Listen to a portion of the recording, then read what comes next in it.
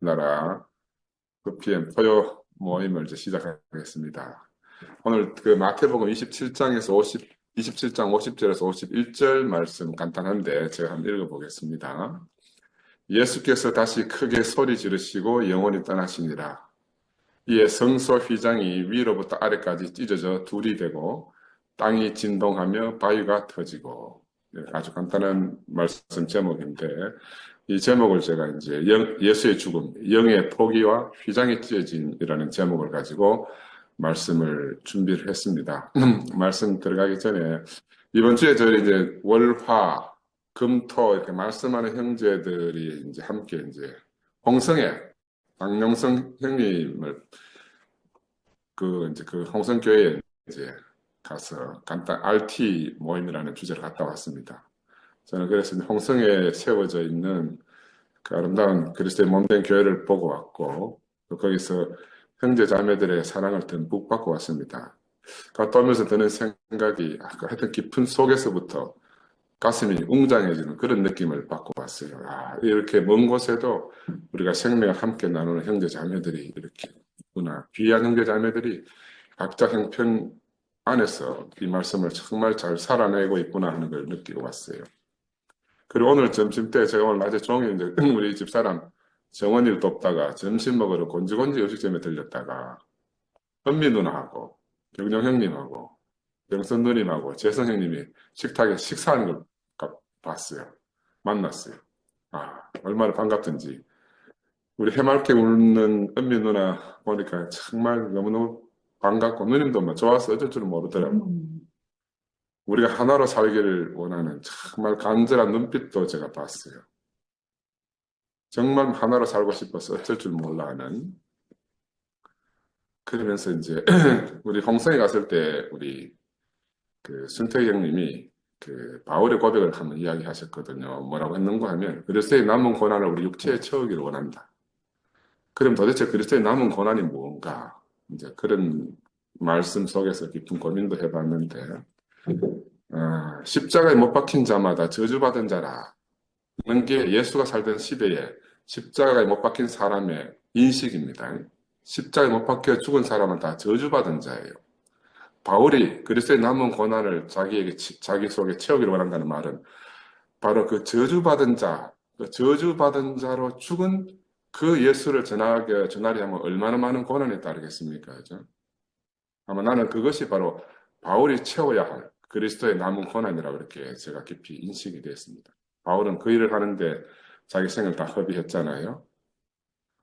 근데 그게 이제 바울은 그렇다 손치더라도 우리 시대에 옮기면 우리 이 목사님은 평생을 예수만 알고 예수만 전하다가 마지막에 이제 육신에 찾아온 병으로 말미암아서 그분의 마지막 인생이 정말로 세상에 알기로는 너무나 부끄러운 분이 되셨거든요.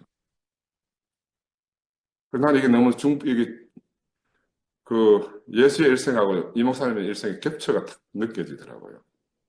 그래서 저는 그 이 목사님의 부끄러움을 짊어지고 그분이 전해준 이 생명의 복음을 전하는 일에 내가 남은 여생을 바쳐야 하지 않겠냐 하는 이런 생각이 깊이 들어서 은미 누나에게 그런 말씀을 드렸어요. 그래 누님이 막 눈물을 흘리면서 너무너무 간단하게 몇 마디 이렇게 했는데 너무너무 좋아하셨습니다. 오늘 우리가 그렇다고 이엘레가 예수다 그런 말이 아니거든요. 또 예수가 필요 없다 하는 말도 아닙니다.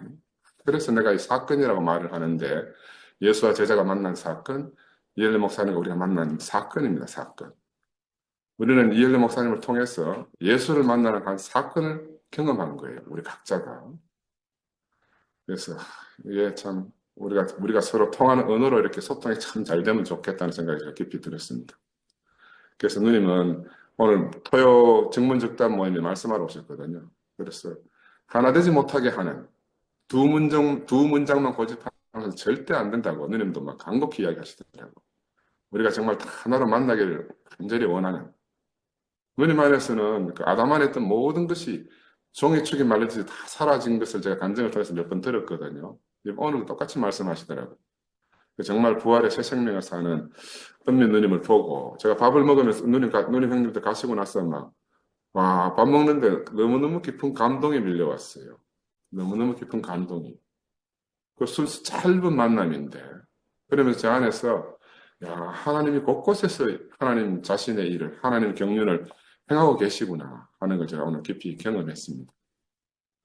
이제 오늘 우리도 토요 모임에서 복음을 같이 나눠야 되는데, 이 예수는 말의 태를 통해서 나셨잖아요. 그죠? 성령으로 잉태되고 유대 베들레헴에서 태어나셨습니다.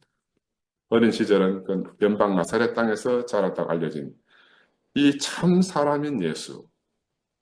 이분은 이제 자기 자신으로 하나님의 아들 되심을 증거하고 살다가 마지막에는 이제 유대 지도자들에 의해서 로마 제국 황제 총독의 손을 빌려서 그 군병들에게 지금 십자가에 못 박혀 죽임을 당하시는 그런 장면이 오늘 본문에 있는 장면입니다.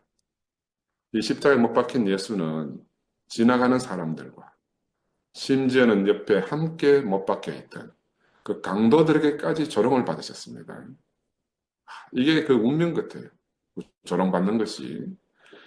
그의 사랑하는 제자들에게마저 부인되셨잖아요. 최후로는 사람에게 부인받은 건 좋다 이겁니다. 그러나 마지막엔 하나님에게까지도 버림받으신 거예요. 하나님에게까지도. 이게 이제 우리가 참 극복해야 될 문제겠습니다. 그래서 예수는 마침내 자기 자신도 하나님이 자기를 버리고 하나님이 자기에게 외면하셨으니까 버티던 그 마지막 힘이 끝난 것 같아요. 그래서 자기 자신도 자기 자신의 영을 포기함으로써 뼈를 맺게 되는 이런 장엄한 드라마가 끝나게 되는 그런 과정인데 예수는 3시간 동안 십자가에 달리셨다고 되어 있습니다. 그죠? 그러면서 거기서 하나님 어찌하여 나를 버리셨습니까? 이렇게 hon곡하시고 마지막에 크게 소리 지른 후에 그 영을 포기하셨다. 여기 본문에 기록되어 있는 그대로입니다. 그죠? 저는 그걸 예수를 깊이 생각해 봤어요. 이 예수는 하나님은 의로운 자를 버리지 않으신다는 그 마지막까지 어떤 한 가닥 소망을 가지고 있지 않았겠나 하는 생각이 들어요. 그러나 하나님의 절대적 외면 가운데서 그 마지막 희망도 다 사라진 거죠. 더 이상 다른 세상 모든 곳에서 버림받더라도 하나님에게만 기대하고 있었는데 하나님에게까지도 버려졌기 때문에 예수는 이제 이 세상에서 더 이상 기대할 것이 전혀 없는 그런 입장에 서게 됐습니다. 겟세마네 마지막 기도에서 내 뜻대로 마시고 아버지 뜻대로 하시옵소서. 이게 얼마나 놀라운 기도입니까만은 그 예수 인간이라고 생각해 봤을 때 나는 그런 생각이 들어요. 아버지여 내 뜻대로 마시고 아버지 뜻대로 하시옵소서. 하지만 그러나 그 이면에 그래도 하나님의 의로운 자를 버리지 않는다는 것, 신락 같은 희망이 예수에게 전혀 없었다고 말할 수는 없지 않겠나 하는 생각이 들거든요. 그러니까 이 마지막에 와서 아버지 어찌하여 나를 버리시나이까 하시고 큰 소리를 지르며 운명하지 않았겠나. 이건 진짜 한 인간이 육신을 입고 온 한 인간이 절대적으로 하나님만 따르고 하나님만 증거하고 하나님만을 위해 살다가 맞이하는 마지막 장면이다. 저는 그런 생각이 너무 깊이 들었습니다. 그래서 우리가 예수를 신격화시키지 않고 순수하게 우리가 똑같은 사람의 입장에서 생각해 보면 이런 생각이 드는 게 이 예수는 정말 나와 다르지 않는 정말 사람으로 오셨구나 하는 것을 우리가 이해할 수 있게 된다고 생각이 들어요. 이제 예수는 유대인들이 알던 하나님, 제자들이 믿고 있던 하나님, 예수 자신의 아버지라고 부르면서 증거하던 그 하나님이 사라졌습니다. 그래서 이제 예수는 아무것도 남지 않는 사람이 된 거예요. 달리 말하면 이 세상에 처음 올 때에 그 적신, 붉은 흙덩어리, 그 모습으로 달랑 혼자 남게 됐습니다. 마태는 이 장면을, 마태는 그 순환일 24시간을 3시간마다 단락을 나누어가지고 8단락으로 나누었다 그랬죠. 8경으로. 그래서 이제 마지막 7경이 이제 끝나가는 장면입니다. 마지막 7경이. 그래서 이제 예수의 죽음이 이제 전시되는 거 아니겠어요? 그 본문에 영이 떠나가셨다 이렇게 기록되어져 있는데 이 말은 원문으로 보면은 포기하셨다. 떠나가셨다, 포기하셨다 이런 같은 말입니다. 그 마태는 지금 예수가 영을 포기하셨다. 예수한테 물어보진 않았잖아요. 근데 마태가 볼 때 예수가 영을 포기하셨다고 마태는 그렇게 인식됐다는 거예요. 그는 예수의 마음 안에서 지금 말하고 있는 거라. 예수의 입장에서. 자신이 예수가 되어서 이 말을 하고 있다고 생각이 들어요.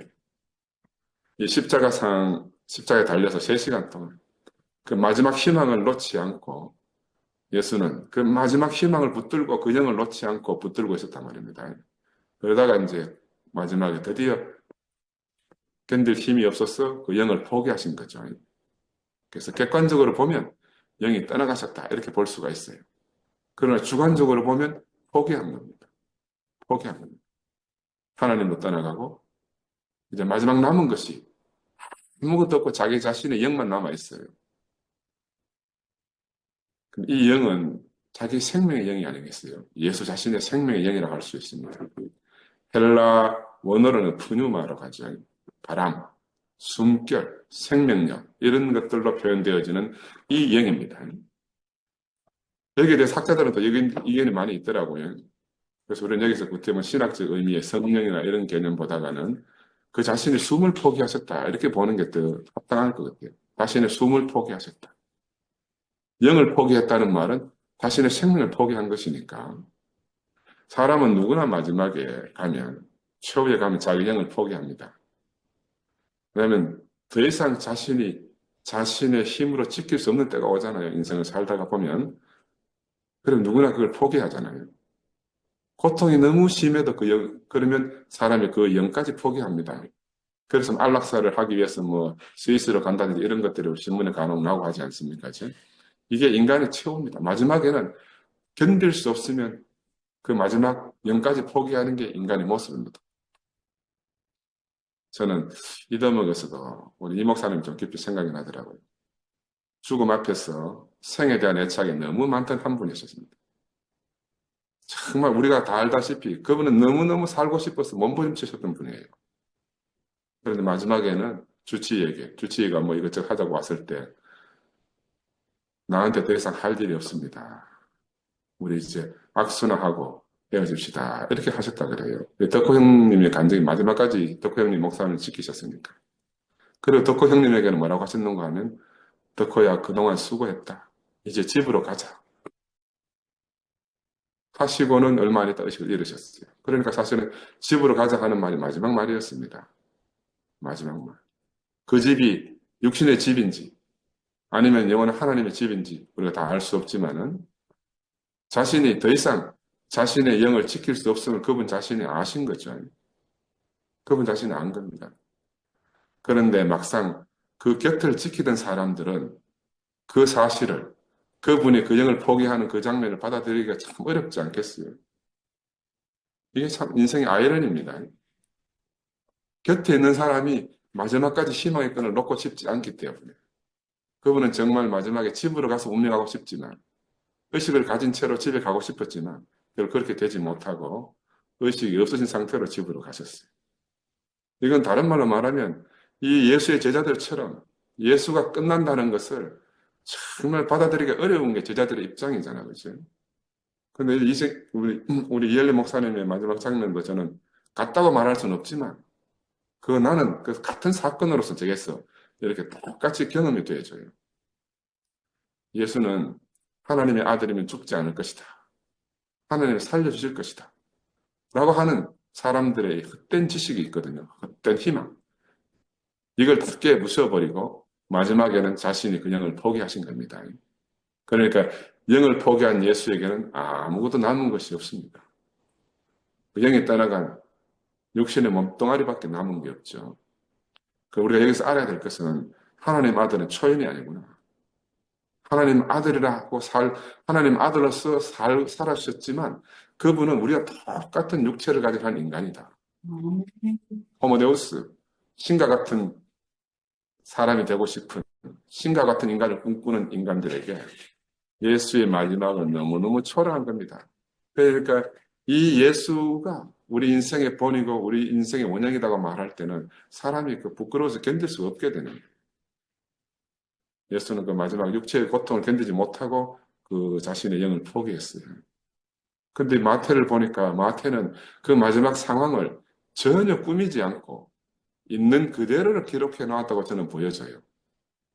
그래서 있는 그대로 그 사실을 그대로 써놓았기 때문에 그 성경을 읽는 우리들이 사람들이 기대하는 어떤 것을 다 박살내 버리는 거야. 그래도 어떤 신적인 요소가 있지 않나, 신이 어떤 것이 있지 않겠나 하는 그 모든 망상과 희망을 싸그리 다 박살내 버리는 거죠. 왜냐하면 우리는 왜 하나님 아들을 기대하고 소망합니까? 하나님 아들은, 사람의 아들인 우리와는 무언가 다를 것이다. 그걸 생각하잖아요. 그래서 우리가 어떻게 보면 종교 안에서 계속 예수를 쫓아와서 살았는지도 몰라요. 그런 생각을 가지고 그런 걸 소망하며 살아왔어요. 그런데 마지막에 예수를 딱 직면하니까 우리가 알던 모든 것들이 박살나 버리는 겁니다. 그래서 우리는 여기서 한 분명한 사실을 목도하게 되는 겁니다. 하나님은 우리가 기대하는 그런 신과 같은 초인 속에 계시지 않는다. 하나님은 초인으로 존재하지 않고 순수한 한 사람 안에 그 사람으로 사람과 함께 계시는 분이 하나님이시다. 그래서 구약에 나오듯이 아브라함의 하나님, 이삭의 하나님, 야곱의 하나님 하는 그 하나님이 바로 예수의 하나님이라는 거죠. 그 하나님이 사람 속에 거하셔서 그 살아있는 사람의 하나님이 지금 예수의 하나님이신 거죠. 그래서 예수로 말미암아 우리 인간이 가지고 있던 상식이 다 뒤집어 엎어졌습니다. 예수는 우리가 가진 모든 망상을 다 뒤집어 엎어버린 거예요. 아멘. 뒤집어 엎어버린 거예요. 우리가 가진 게 다 망상이거든. 예수가 성전을 뒤집어 엎으면서 내 아버지 집을 장사하는 집으로 만들지 마라 하셨잖아요. 저는 이 말씀을 준비하면서 그런 생각이 들었어요. 야, 이것이 단지 눈앞에 있는 예루살렘 성전을 두고 한 말씀이라고만 우리가 그동안 그렇게 알았었잖아요. 나는 이 예수의 마지막 죽음 앞에 딱 서니까 우리가 우리 자신 안에서 한 가닥 헛된 소망을 가지고 하나님의 거처여 성전인 우리 자신을 헛된 희망과 거래하려는, 다른 말로 말하면 장사치의 속을 우리가 그동안 만들어 왔지 않았나.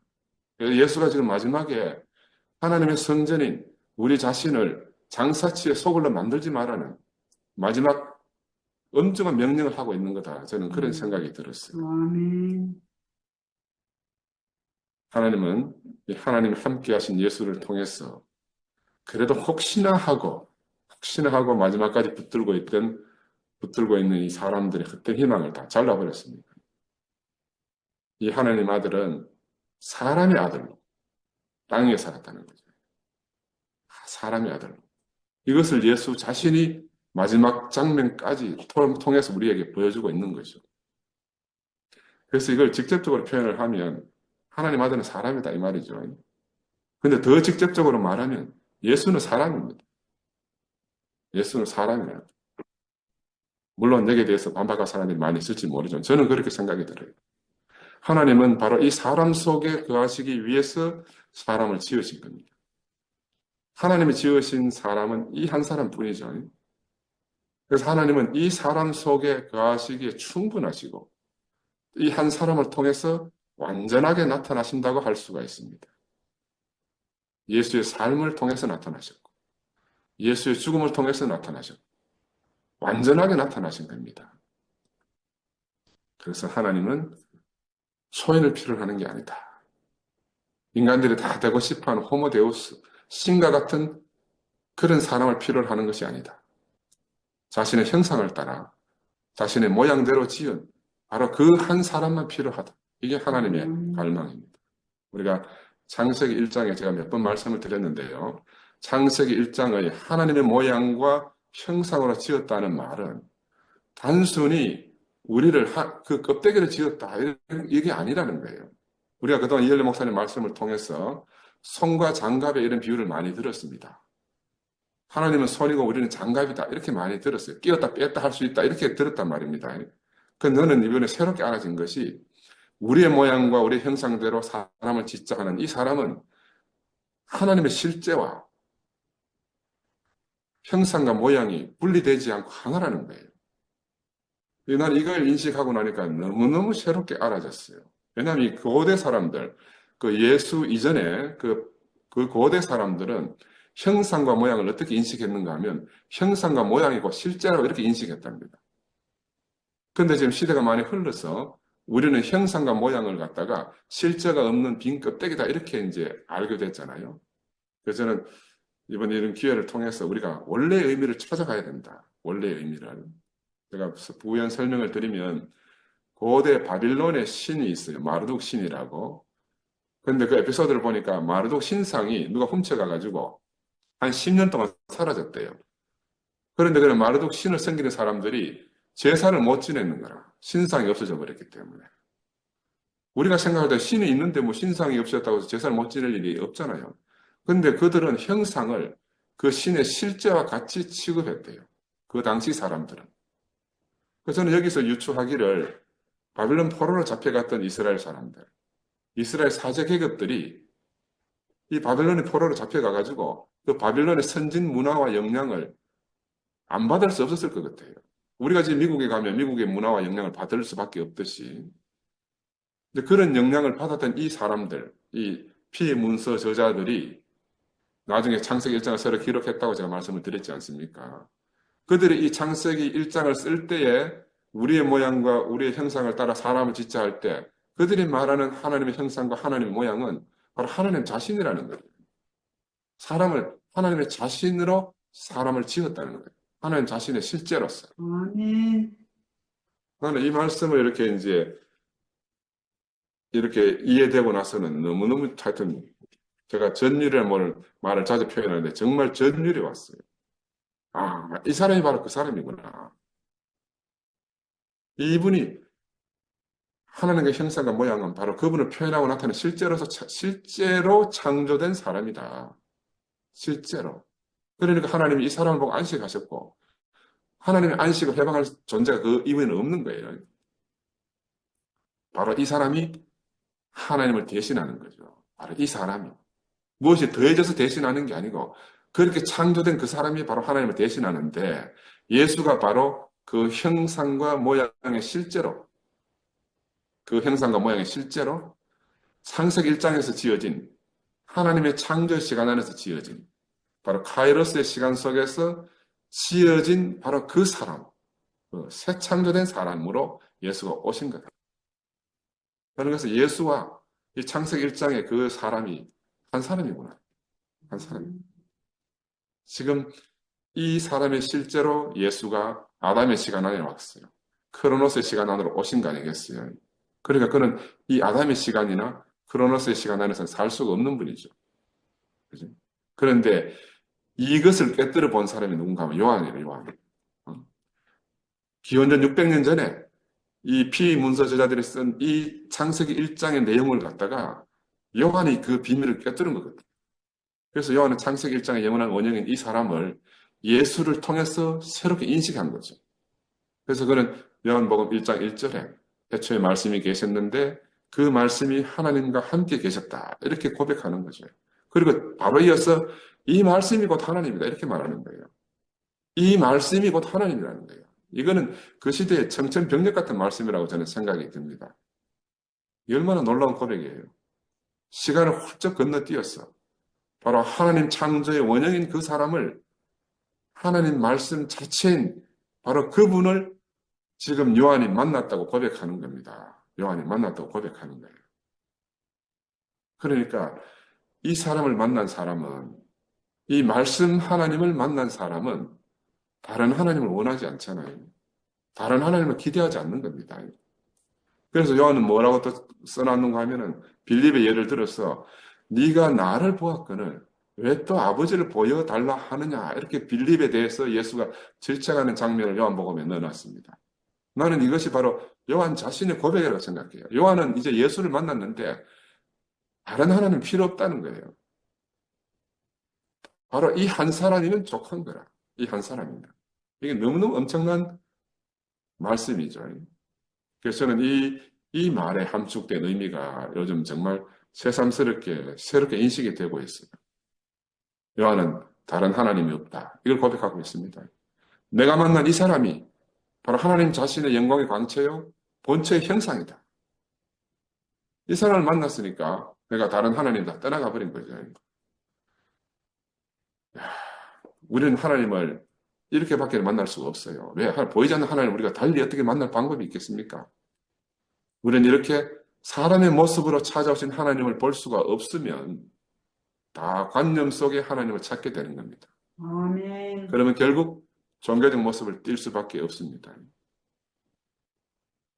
그런데 이 사람, 하나님의 아들인 이 사람이 지금 아담의 세상에서 끝나는 장면을 우리가 지금 교제하고 있습니다. 그는 이 세상에서 살 수 없는 분인데 이 세상에 오신 거죠. 아담의 세계에서, 아담의 시간 안에서 그 마지막 육신의 호흡인 그 영을 포기하시는 장면입니다. 오늘 장면이. 그래서 이 사람이 끝났다 하는 것은 곧 사람들이 기대하는 하나님이 아담의 세계에서 끝났습니다. 왜냐하면 요한은 이 사람을 보고 하나님을 만났는데 이 사람이 끝났으니까 하나님이 끝난 거죠. 어디에서 끝났는가? 아담의 세계에서, 아담의 시간 안에서 끝났습니다. 하나님은 아담의 세계, 아담의 시간에서는 살 수 없는 분이시거든요. 근데 우리가 아담의 세계 안에서, 아담의 시간 안에서 하나님을 간절히 만나기를 원하잖아요. 불가능하다는 거, 불가능하다. 하나님은 3시간 만에 그 영을 포기할 수밖에 없는 이 한 사람, 창조의 원형인 이 한 사람, 이 한 사람이 족하신 거라.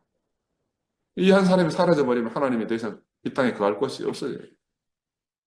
지금 예수가 죽는 거는 그냥 단순히 예수의 죽음이 문제가 아니고 하나님이 거할 곳이 완벽히 사라져버린 거예요. 성전을 잃어버린 이스라엘. 그죠? 이제 새로운 성전으로 오신 이분이 사라진 거죠.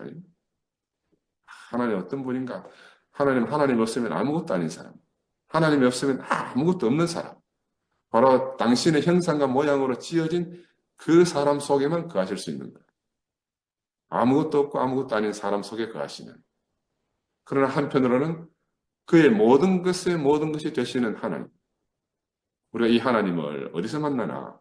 십자가에서 끝나는 예수 안에서 만나는 겁니다. 그러니까 이 예수를 모르면 우리가 아무리 애원하고 갈망하고 소원하더라도 하나님을 만날 수가 없어요. 아멘. 바로 이 유일한 참사람, 이 독생자의 생명의 씨를 하나님은 어디에 뿌리셨는가? 저는 그 전에 그냥 땅바닥에 뿌리는 줄 알았어요. 그래서 제가 이 말씀을 새롭게 인식하고 나니까 이 씨를 바로 십자가라는 곳에, 십자가라는 이 척박한 곳에 하나님이 씨를 뿌린 거예요. 바로 이 자리에 뿌린 겁니다. 그러니까 이 생명의 씨는 이 바로 십자가라는 척박한 곳에서만 발화할 수 있는 거예요. 이곳에서만 30배, 60배, 100배 열매를 거두시는 겁니다. 바로 그곳에서 열매를 거두고자 하는 그 농부의 마음을 우리가 만나는 거 아니겠어요? 농부는 그 한 알의 씨가 아깝지 않은 것이 아니잖아요. 그러나 그 한 씨를 심음으로 무한한 소출을 얻을 정말로 웅장한 희망을 가지고 지금 씨를 뿌리고 있다고 보여져요. 그래서 하나님에게는 예수가 6시간을 살았든지 혹은 60시간을 십자가 위에서 살았든지 그게 중요한 게 아니죠. 그건 하나님에게 전혀 의미가 없는 거죠. 바로 예수가 자기의 영을 포기하고 죽음에 내던져졌다는 이것이 하나님께 중요한 겁니다. 땅에 떨어져 죽을 수 없는 씨는 농부신 하나님께 전혀 무용한 것이잖아요. 그래서 아담 이후의 인간들이 오래 살았잖아요. 800년도 살고 900년도 살고 네피림이 되어서 땅을 울리던 사람들도 있었고 바벨론을 건설한 사람들이 다 나왔습니다. 그러나 그들은 하나님에게 아무 쓸모가 없는 것이었어요. 그들은 오히려 하나님의 진노만 샀잖아요. 왜? 그들에게는 하나님의 생명의 씨의 열매가 될 그 열매가 없는 거라. 그러니까 하나님 보시기에는 얼마나 오래 살았나 하는 게 중요하지 않고 얼마나 값어치 있게 살았느냐 이게 너무너무 중요한 겁니다. 아멘. 그래서 나는 지난주 현장의 간증이 한 주 내내 내 속에서 메아리 쳤어요. 현장에 지난주 그렇게 간증했잖아요. 진광이는 진광의 삶을 살았다. 그런데 지금 돌이켜 보니까 그게 바로 예수의 삶을 산 것이더라. 이렇게 놀라운 인식을 가지고 새로운 인식을 가지고 놀라운 간증을 우리에게 했어요. 우리는 예수의 삶을 흉내내는 것이 아니다. 우리 자신의 삶을 사는데 그것이 예수 안에서 발견된다는 거예요. 우리는 우리로 사는데 우리의 삶이 예수 안에서 발견된다는 거예요. 이 얼마나 놀라운 인식이고 놀라운 전환입니까? 저는 막 그 말을 듣는데 전율이 왔어요. 예수는 어쩔 수 없어서 자신의 영마저 포기했잖아요. 불과 3시간 만에 포기하셨습니다. 할 수 있는데 안 한 것이 아니고 예수 육신의 한계가 여기까지라는 거예요. 이건 바로 인간이 십자가에 달려서 버틸 수 있는 최소한의 시간이 3시간. 이것밖에는 예수가 버틸 힘이 없다는 거죠. 그런데 예수는 사람의 아들로서 하나님의 아들이다. 이걸 증명하신 거 아니겠어요? 인간의 힘이 많느냐 적으냐 이거 아무것도 하나님께 소용이 없다는 겁니다. 하나님의 아들 되면은 전혀 도움이 되지 않는다. 저는 이 진광의 마지막 모습을 그 자신의 숨을 그 영을 포기하기 직전 그 상태를 현정의 품속에서 너무나 평온한 모습으로 이렇게 안겨 있는 그 모습을 제가 마지막 보고 왔는데 지금도 그 모습이 내 안에 깊이 각인되어져 있어요. 중세 화가 미켈란젤로가 표현했던 그 피에타상의 그 실제가 바로 내 앞에 탁, 나는 깜짝 놀랐다니까요. 진가이가 그 마지막 숨을 거두기 직전에 엄마 품 안에서 그 갸냘픈 숨을 호흡을 내쉬는 걸 보는데, 야, 이게 바로 미켈란젤로가 그렸던 바로 그 모습이구나. 바로 그 어린 예수가 지금 엄마 품속에 있더라고요. 현정이 아들이지만 내게는 하나님 아들로 보였어요. 우리 곁에 우리가 함께 호흡하고 살았지만 우리가 미처 알지 못하고 하나님 아들로 인식하지 못했지만 진광이가 그의 삶이 우리 곁을 떠난 후에 우리가 지금 비로소 더 깊이 더 새롭게 부활 생명을 이렇게 인식하게 됐잖아요. 그걸 보면서 바울이 내게는 사망의 역사하고 너에게는 생명의 역사한다 하는 그 말씀의 실제가 바로 진광이와 현정을 통해서 우리에게 이루어졌다는 것을 제가 봤어요. 그래서 저는 그 이후로 진강의 이후로 어떤 형제자매라도 우리가 바로 그런 시각으로 그런 눈으로 봐야 되겠구나 하는 것을 너무 깊은 깨달음을 제가 얻게 됐습니다. 예수는 자신의 죽음으로 우리 모든 인류의 인권을 회복해 주셨잖아요. 근데 진광이는 참 사람으로 사는 것이 어떻게 사는 것이어야 되는지를 갖다가 그 자신으로 온전히 우리에게 보여주고 갔어요. 나는 뭐 예수를 증거하는데도 진강에 증거하는 거나 하나도 다를 바가 없어요. 그러니까 우리가 다른 예수를 찾을 이유가 없습니다. 다른 예수를. 누가 무엇을 한다 해서 우리 한 번뿐인 인생이잖아요. 타인의 생각과 타인의 말대로 우리가 휘둘릴 필요가 없는 거예요. 우리가 본 것이 틀리지 않다면 우리가 이걸 살아내야 되는 거예요. 저도 제 안에서 이 베드로의 고백을 불러일으킨 한 사람을 제가 만났습니다. 나의 시간 속에서 만났어요.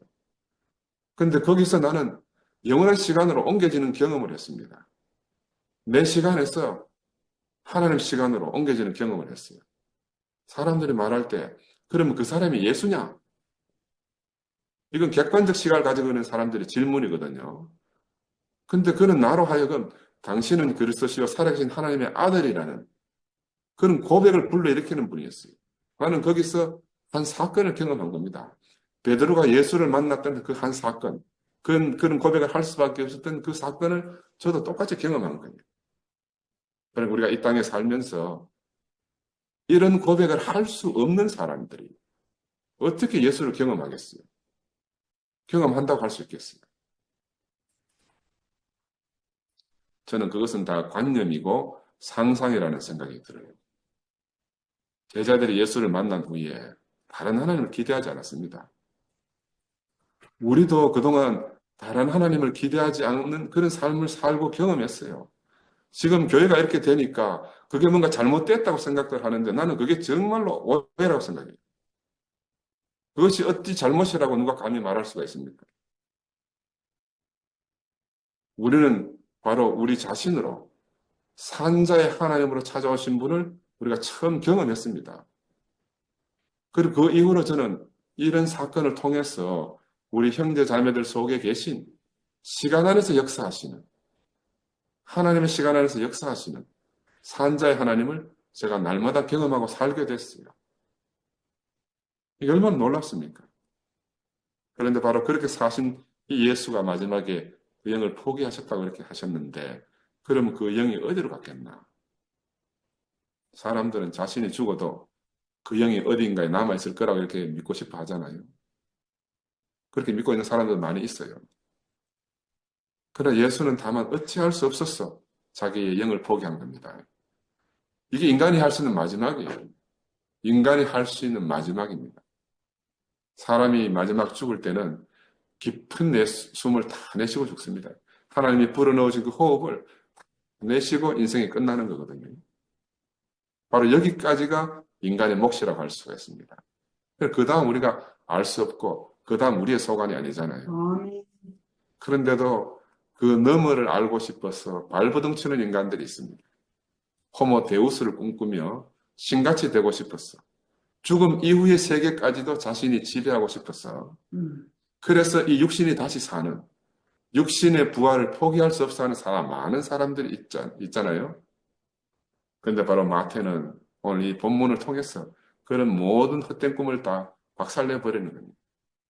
마태와 마가는 포기하셨다 이렇게 기록했습니다. 누가는 영을 아버지께 부탁하셨다 이렇게 기록하고 있고, 요한은 다 이루셨다 그리고 포기하셨다 이렇게 기록했어요. 그래서 각자가 이렇게 표현하는 방법이 다 다릅니다. 인간의 진실은 무엇인가? 나로서는 포기하고 하나님께 맡기는 겁니다. 그리고 하나님께 부탁하는 거죠. 의탁하는 거죠. 우리는 복음서 기자들이 자신의 인식의 정도에 따라서 이 표현이 달라진 것을 보는데, 인간의 마지막 순간이 오면요, 신을 인정하든지 인정하지 않든지 우리는 무엇인가에 의탁하지 않으면 안 되는 그런 연약한 피조물입니다. 그 피조물인 우리가 하나님을 다 알 수 없으니까 창조주라는 분에게 의탁하는 것이 마땅하죠. 그런데 우리는 예수 안에서 마지막 그런 기대마저도 내려놓아야 한다 하는 것을 예수의 삶과 죽음을 통해서 우리가 역력히 보게 되는 겁니다. 요한은 요한복음서에서 예수가 죽기 전에 다 이뤘다 이렇게 말을 써놨는데, 구체적으로 그게 무엇인지 저는 다 알 수가 없어요. 그러나 저는 제 자신의 인생 안에서 해석되어지기로는 이 예수가 지금 마지막에 다 이뤘다 하시는 이 예수가 창세기 1장의 하나님의 새 창조의 계시를 자신의 인생 여정을 통해서 온전히 성취했음을 말하고 있는 장면으로, 요한은 바로 이 사람이 창세기 1장의 하나님의 계시를 다 이룬 사람이라고 인식했기 때문에 다 이루었다고 이렇게 기록하지 않았나 하는 생각이 듭니다. 요한은 그런 의미에서 썼을 거라는 생각이 들어요, 저는. 인생은 하나님이 보내서 온 거잖아요. 그 부르시면 가는 게 당연합니다. 그리고 이 앞에 서면은 내 계획이나 내 목적이 따로 없어요. 이거는 십자가에서 끝나지는 이 예수를 보면 너무 명백한 사실이지 않습니까? 그렇죠? 그래서 우리 인생에게는 단지 지으신 이의 필요만 있고 그분의 계획만이 있다. 이게 진실입니다. 아멘. 하나님의 계획과 목적과 필요 안에 인생의 참된 가치가 아멘. 있고 영광이 있잖아요. 그러니까 이것을 아는 사람은 기꺼이 그분의 인도하심을 따르는 게 정상 아니겠습니까? 우리가 다 알지 못할지라도 가는 길을 그분에게 맡기는 게 너무너무 당연한 거죠. 그래서 저는 교회 생활하면서 우리가 이 하나님의 필요 안에서 형제들과 이렇게 만나서 피를 나눈 형제들보다 더 깊이 우리 생명을 나누고 살고, 날마다 보고 싶어하고 궁금해하고 힘든 일이 있으면 서로 안타까워하고 위로해주고 기쁜 노래는 또 마음으로 함께 동참해주는 이런 놀라운 교회 생활을 저희들이 지금 하고 있는 겁니다. 바로 영광스러운 하나님 나라를 지금 우리가 누리고 있는 거죠. 얼마나 감사한 일인지 모르겠습니다. 저는 우리 손자 지우가 지금 자기 엄마하고 친정에 지금 외갓집에 갔는데, 유치원에 보내놨더니 뭐 칭찬 스티커 많이 받아가지고 상장을 받아가지고 자랑하더라고. 막 들고 사진도 찍고. 저는 그거 보다가 교회에서 이모 삼촌들의 사랑을 잊고 사는 것이 훨씬 더 보람되고 감격이더라고요. 왜냐하면 인생에서 가장 가치 있는 것을 그의 신비에 새기기 때문에, 일주일에 한 번씩 교회 와서 막 뛰노는 그게 자기 신비에 새기고 있는 거거든요. 저는 또 다른 소망이 생기는 게 뭐냐 하면, 우리 며느리도, 하나님을 모르고 교회를 모르는 우리 며느리도 그 자기의 아들 지우를 통해서 하나님을 알게 하면 되겠나 하는 간절한 소망도 이상하게 생기더라고요. 우리의 하나님은 사람을 지으신 분이고 또 우리 아버지십니다. 그래서 아버지처럼 저를 아시는 거잖아요. 그분은 내가 나를 아는 것보다가 나를 더 깊이 아시는 분이에요. 세상에서 나보다 더 잘 아시는 분을 만나면 만나는 것보다 더 큰 복이 없습니다. 아멘. 그럼 우리의 모든 짐이 내려지거든요. 나보다 나를 더 잘 아시는 분 앞에 서야 내 모든 수고하고 힘든 짐이 내려집니다. 아멘. 인생은 그래서 자신을 모를 뿐 아니라 바로 그분에 대해서도 우리가 다 알지 못합니다. 이게 아담의 한계고 아담의 슬픔이라 말할 수가 있어요. 저도 뭐 얼마 길지 않은 인생을 살았지만 살면서 나를 더 이상 붙들 수 없는 자리였어. 어쩔 수 없이 포기하는 그런 장면을 많이 경험했어요. 그때는 아버지께 모든 것을 부탁할 수밖에 없잖아요. 그런데도 우리가 늘 말씀을 들었듯이 사방에 막혔을 때 뚫린 하늘이 있다. 이걸 세상에 어디에서 듣겠습니까? 사방에 막혔을 때는 하늘이 열려 있다. 모든 것이 끝났지만 돌아갈 아버지 집이 있다. 돌아온 탕자를 우리가 상상할 수 있잖아요. 이게 바로 우리의 소망입니다. 다른 말로 말하면 모든 것이 막힌 그것이 만사 형통의 길이다. 막힌 것이 저주가 아니고 막힌 것이 복이다는 거죠. 십자가에서 마지막 예수의 울부짖음 속에서도 대답이 없는 아버지지만 그러나 그 돌아갈 영원한 아버지 집이 있다. 이것보다 어떻게 더 큰 복이 있겠습니까? 예수는 바로 그 십자가에서 끝나고 아버지에게서 끝나고 다시 아버지를 만났어요. 바로 우리가 아버지에게서 끝나고 다시 아버지를 만날 때 우리는 순간 이동을 합니다. 순간 이동. 어디요? 크로노스에서 카이로스 시간 안으로. 아담의 세계에서 부활의 시간 안으로. 호모 사피엔스에서 호모 크라이스트 세계 안으로. 우리가 아멘. 평행 이동을 경험합니다.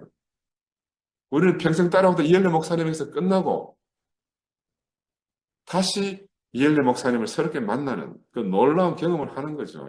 이건 누구 한 사람을 말하는 게 아닙니다. 제자들이 경험했던 십자가에 죽은 그 사람을 보고 다시 부활한 그 사람을 만나는 거예요. 아멘. 이게 제가 언어가 짧아가지고 다 설명을 못하겠지만 예수의 일생은 33년이었습니다. 근데 하나님을 증거하고 버림받은 짧은 시간, 3년 반 정도의 시간만 그 시간 안에서 일어났잖아요. 모든 인간에게 시작과 끝이 있듯이 예수에게도 시작과 끝이 있음을 우리가 알고 있습니다. 그런데 그 바로 예수의 죽으심과 함께 그 끝남과 함께 바로 두껍게 가려져 있던 지성소와 성소의 휘장이 위에서부터 아래로 갈라졌다고 성경은 기록하고 있습니다. 바로 하나님과 사람이 왕래를 막았던 그 길이 열렸다고 기록해 놓았잖아요. 이것은 바로 아담이 동산에서 쫓겨난 이후에 모든 인생에 막혀있던 그룹들과 또는 화영금으로 막혀있던 바로 그 길이 열림을 상징적으로 표현하는 길이잖아요. 이 성소는 하나님 임재하신 곳이고 그러므로 이 길이 막혀있다는 것은 하나님께로 가는 길이 막혔다는 것이죠.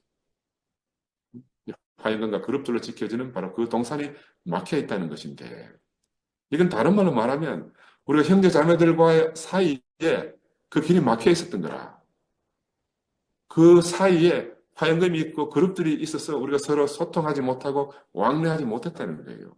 왜? 하나님은 그 형제 자매들 속에 계시니까. 우리가 만나는 그 사람들 속에 있으니까. 그러니까 우리 인생 안에 어떻게 화평이 있겠습니까? 화평이 있을 수가 없지요. 하나님께 막혀 있다는 것은 다른 말로 말하면 아담이 만나는 모든 것에서 막혀 있다는 거죠.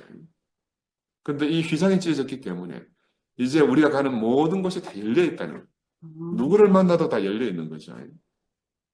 아담은 자신의 길이 왜 막혀 있는지를 알 수가 없었어요. 이것은 하나님을 떠난 아담. 바로 하나님과 불화한 아담의 길이기 때문에 그렇습니다. 이 두꺼운 성소의 휘장은 하나님과 인간 사이의 그 통할 수 없는 막을 표현한다고 우리가 이렇게 알고 있듯이 내가 이거 이번에 찾아보니까요. 역사학자 요세푸스가 기록해놨는데 보이 휘장의 높이가 25m, 넓이가 8m래요. 얼마나 거대합니까? 두께가 9cm, 10cm 정도 두께가 된대요. 근데 이거는 또 실을 막 이렇게 꼬아가지고 짠 실이기 때문에 사방에서 네 마리의 말이 끌어가지고 집어 당겨도 이 휘장이 찢어지지 않는 거예요. 얼마나 두껍고 질기겠습니까? 근데 그것이 바로 예수의 죽음을 통해서 휘장이 찢어져서 열려졌다는 겁니다. 하나님과 인간 사이에 이렇게 휘장으로 막혀 있었어요. 그래서 생긴 게 종교잖아요. 그 막힌 걸 뚫어보려고 하다가 가인과 아벨이 제물을 들고 하나님께 가다가 가인이 아벨을 죽였습니다. 근데 이것도 먼 옛날 창세 시대에 했던 이야기가 아니에요. 하나님을 떠난 인간들 사이에서는 항상 일어나고 있는 일입니다. 지금 우리가 살면서 이걸 목도하고 있어요. 종교의 성질이 그러하기 때문에 그래요.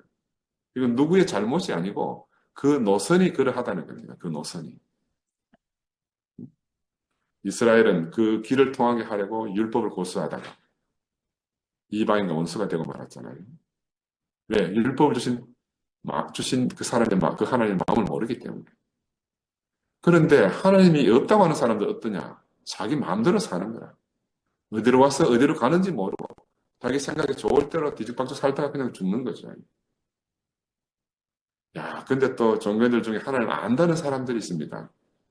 안다는 사람들은 또 하나님을 만나보려고 얼마나 많은 방법을 찾아다니는지 몰라요.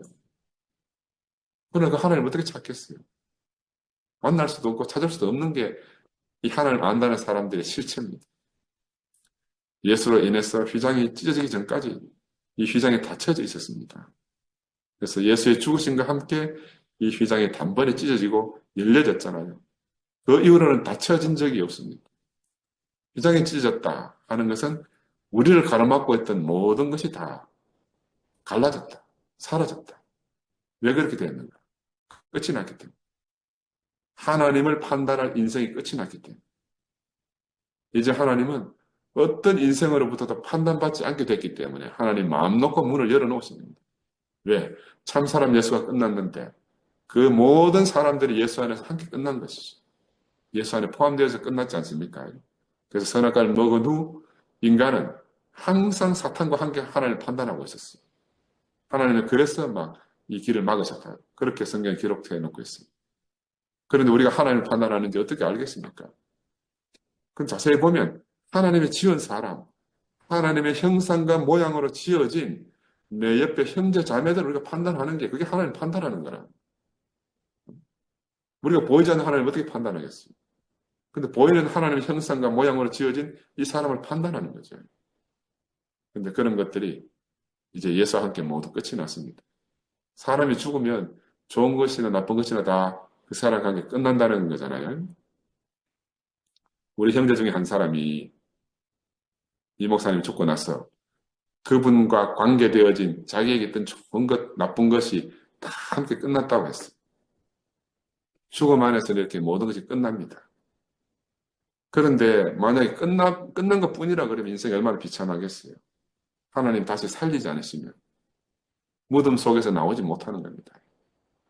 그런데 하나님이 살리는 우리가 어떻게 경험하고 어떻게 알 수 있겠어요? 구체적으로는 형제 자매들이 찾아와서 살려주는 겁니다. 구체적으로 형제 자매 찾아와서 그 무덤을 열어주는 거예요.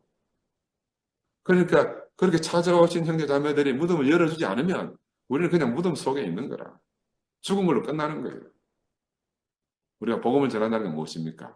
바로 그 무덤 속에서 잠자는 죽은 지 나흘이나 지난 그 나사로를 살리는 일을 하는 겁니다. 이게 바로 복음을 전하는 일이에요. 자기가 나오고 싶어도 나올 수가 없는 사람들. 그 사람들에게 이 놀라운 예수의 복음을 전하는 겁니다. 아멘. 가장 악한 자들은 예수를 죽인 자들 안에 있었잖아요. 가장 선한 자들은 예수 안에 있었습니다. 하나님이 증오하는 자들은 어디 있었어요? 예수를 죽인 자들 안에 있잖아요. 하나님을 사랑하는 자들은 어디에 있습니까? 예수 안에 있습니다. 그러니까 두 가지가 다 끝났어. 악한 자들은 예수를 죽임으로써 스스로 끝이 나고, 선한 자들은 악한 자들 안에서 살 수가 없기 때문에 예수 안에서 같이 끝난 겁니다.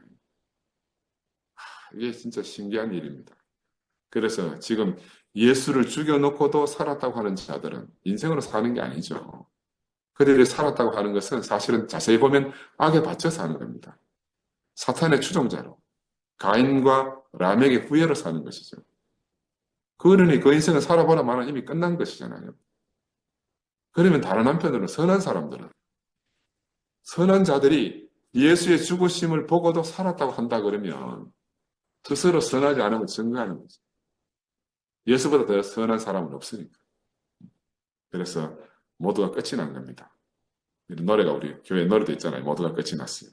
선과 악이 함께 끝났습니다. 그러니까 하나님을 침범할 인간이 없어진 거라.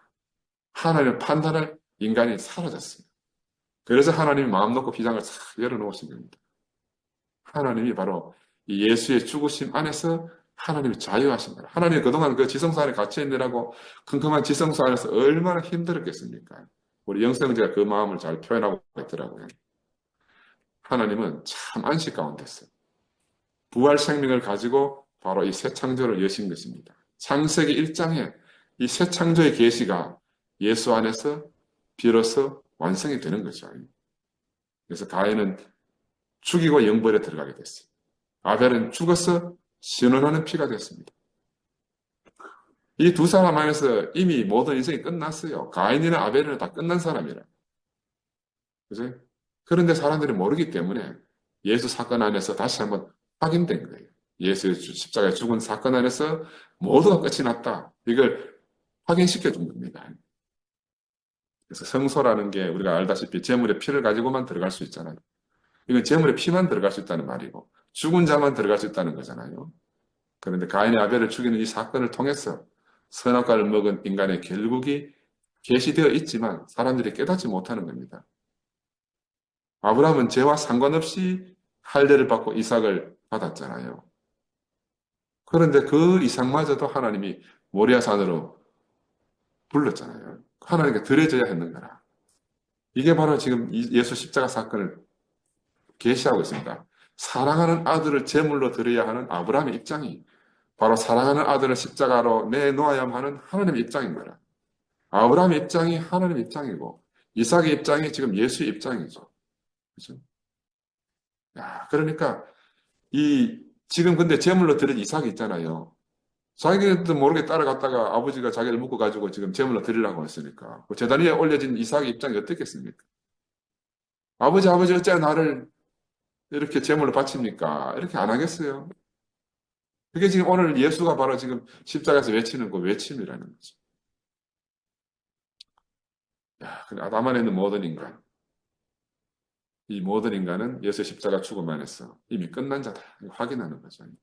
우리가 하나님의 경륜을 실행하기 위해서는 이렇게 끝나져야 된다는 것을 하나님 우리에게 계시해 주고 있는 거죠.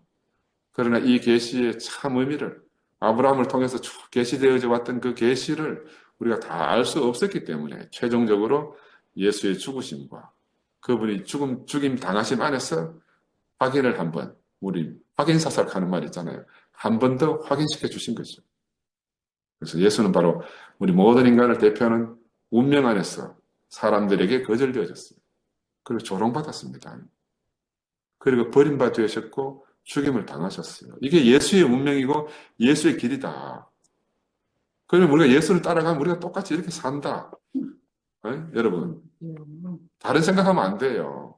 인간의 운명이 예수 안에 있는 한 모든 인간은 예수와 함께 그 안에서 예수 안에서 거절되고 조롱받고 버림받고 죽게 되는 겁니다. 이게 지금 우리가 가는 길이에요. 이게 우리가 가는 길이라니까.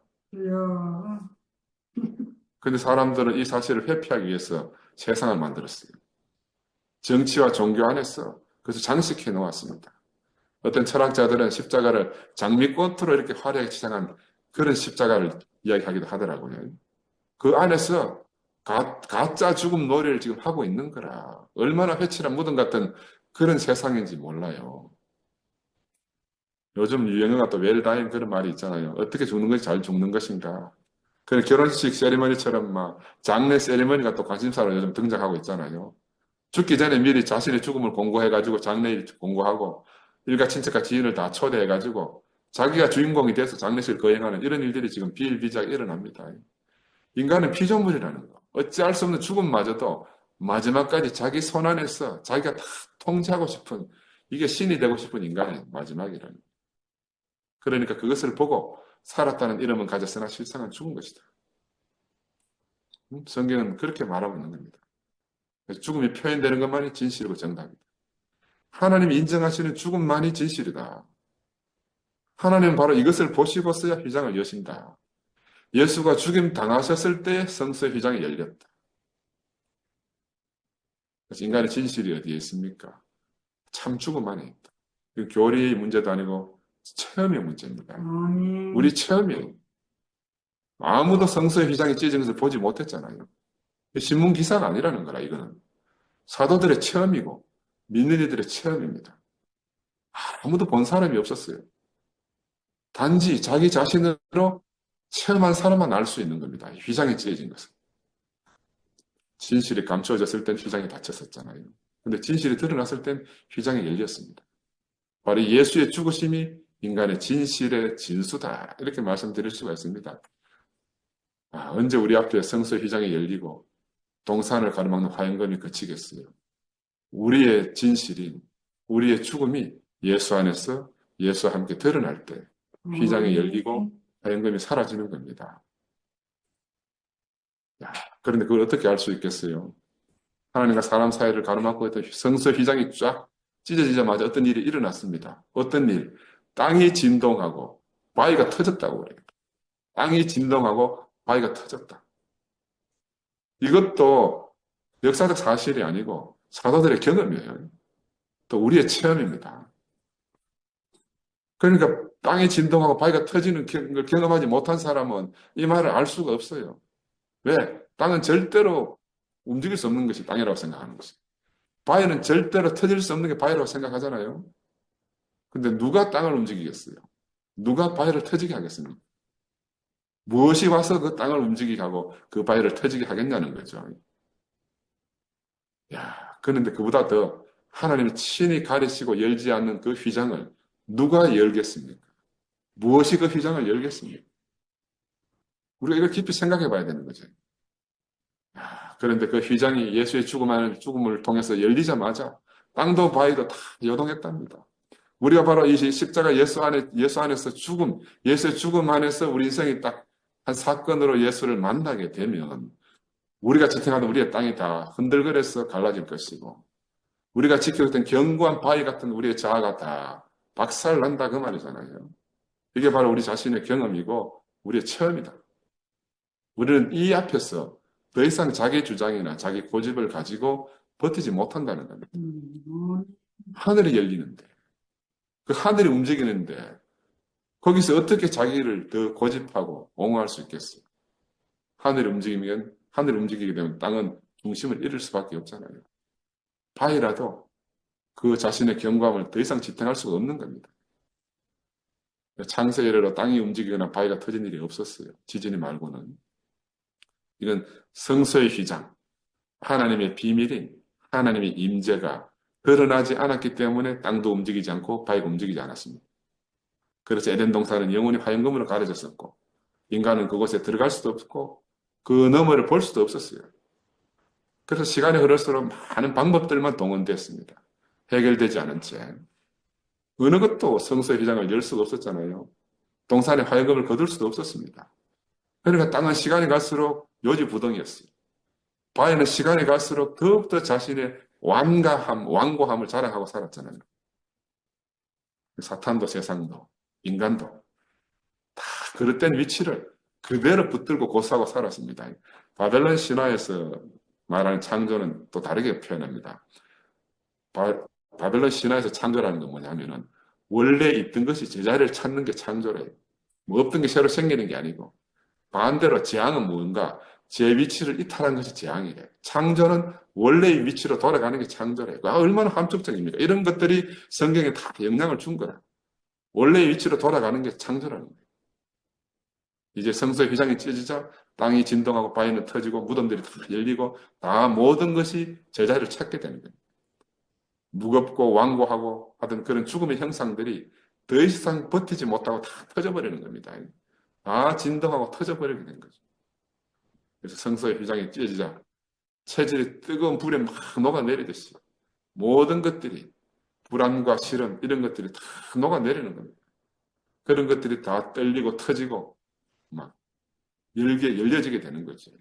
바로 이 앞에서 최고의 종교라고 자랑하는 유대교가 바로 하나님의 탁월한 계시와 조상들과 선지자들과 흠없는 율법을 가지고 인간의 최선을 다한 바로 그 유대교가 하지 못했던 그 휘장을 예수가 자기의 죽음을 통해서 열어주신 겁니다. 열어주신 거예요. 그들은 그 동산 안에 얼마나 들어가고 싶어 했겠습니까? 그래서 매일같이 양과 송아지만을 매일마다 불사르고 매일마다 제단 위에 제물로 드렸잖아요. 그럼에도 불구하고 그런 것들로는 땅은 전혀 진동하지도 안 하고 바위도 터지지도 안 하고 무덤도 열리지 않는다는 거야. 그런데 이 한 사람, 참 사람 예수의 죽으심 앞에서 비장이 찢어지고 땅이 진동하고 바위는 터지고 그 무덤이 활짝 열린 겁니다. 예. 더 이상 하나님을 판단할 그 누구도 없다. 그래서 선악과를 먹은 인간을 하나님이 경계하시고 문을 닫았는데 이제는 예수 안에서 끝이 났습니다. 예수 안에서 선한 자도 끝났고 악한 자도 끝나고 선도 끝나고 악도 끝나고 이 가인과 아벨에서 시작된 선과 악의 싸움은 예수의 죽으심 안에서 그분을 죽임 안에서 다 끝나게 됐습니다. 다 끝나게 됐어요.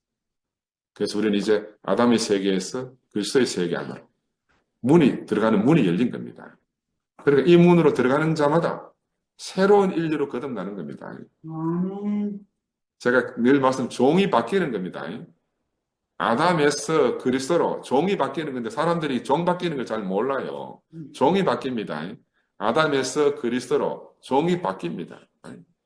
그래서 이제 더 이상 무거움이나 완고함이나 죽음이 고집을 부리고 막 버틸 것이 없어졌어요. 모든 것이 끝이 나고 하나님의 시장이 열렸습니다. 그런데 예수는 묻습니다. 너는 어디에서 무엇을 하고 있는가? 땅이 흔들리고 바위가 터지고 무덤들이 열리는데 너는 어디에서 네 자신을 버티고 있는가? 이것이 영원한 십자가 죽음 앞에 선 예수가 우리에게 하는 질문입니다.